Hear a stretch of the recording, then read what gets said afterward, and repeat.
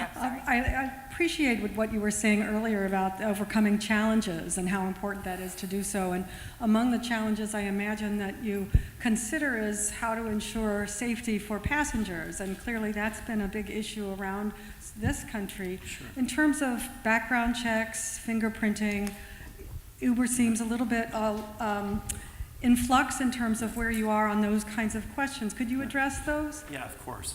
So, if you're going to build a if you're going to sort of build a transportation platform in a city, safety has to be a critical part of that.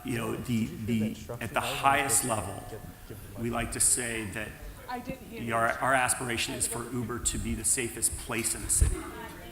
So, can we get to a place? There's like a mic roaming around that's making noise. Can we get Uber so safe that it's safer than anywhere else in the city? And that's the aspiration.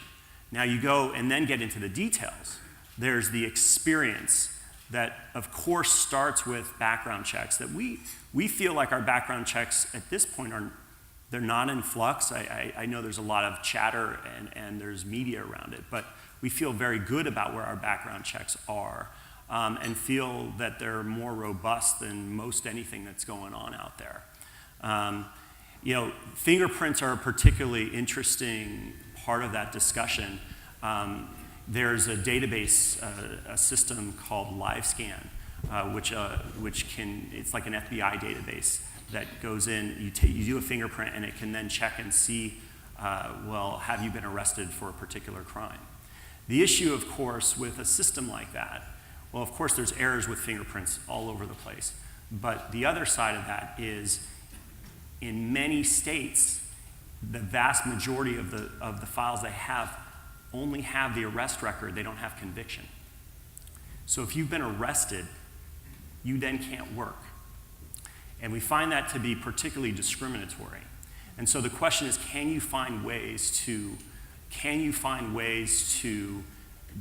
make sure that folks coming in are safe to the best of your ability without discriminating against people, given all the things we see in the country today with how they get arrested and whatnot.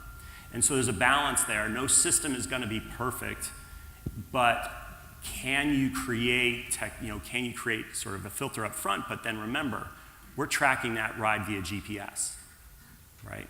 We know everywhere that driver went. We know everywhere the rider went. We have star ratings afterwards, where if there's an issue with that driver, maybe the driver's irritable, or maybe the rider yelled a racial epithet, for instance, which can happen. What are the things that can lead to unsafe situations, and can you get in front of them, given the information that we have? And so we're using a technology platform to do far more than, well, what happens when you get in a taxi? There's just, the technology is not there to the technology is not there to make it as safe as possible, and certainly not there to make it safer every day. And so that's how we think about it.